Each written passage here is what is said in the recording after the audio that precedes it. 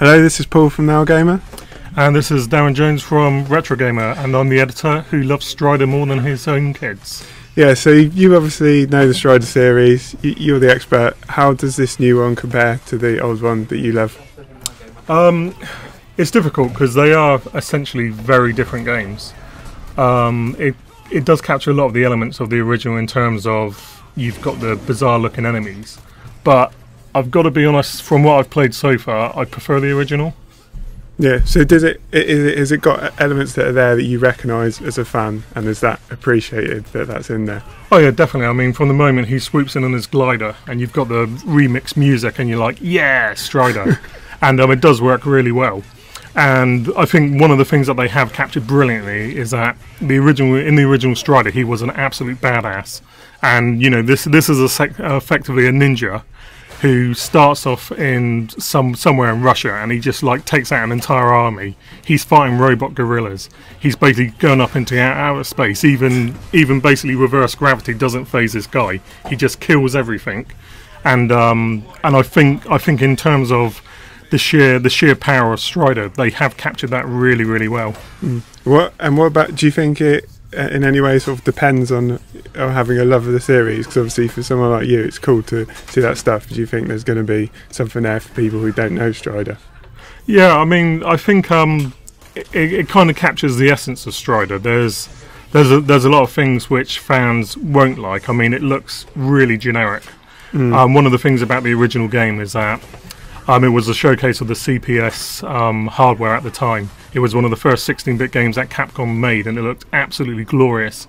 And you had these really, really cool, really bright levels, whereas this feels more like they've just taken something from Call of Duty and gone, hey, this is nice and grey, that'll do. And yeah, and the actual character design, while they've obviously nailed Strider, and he pretty much looks like a super enhanced version of the Strider 2 version. The actual level design and the enemies don't look quite as impressive. They look okay, but the bosses fare really well. But all the actual normal soldiers just look a bit generic, me too, and they don't seem to have as much thought put into them. Yeah. And what about all the? You know, it's obviously got this Metroidvania structure, because the original one was more a linear game, right?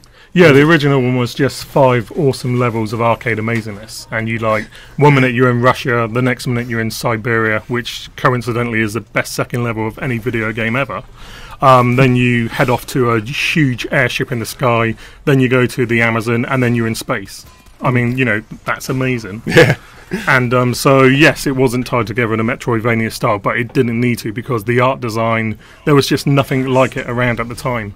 And that's part of the reason why it's so popular with so many people. When people talk about Strider, they obviously talk about how agile he was as a ninja and the level design, but it was just the sheer variety of the game, which basically you just kept on playing because you were like, oh my god, how are they going to top this? And 9 times out of 10 they did manage to do that. So they've got a big fight in their hands. But on the other hand, I think it's contemporary enough that you don't need to be into Strider to enjoy this, because it is a fun game.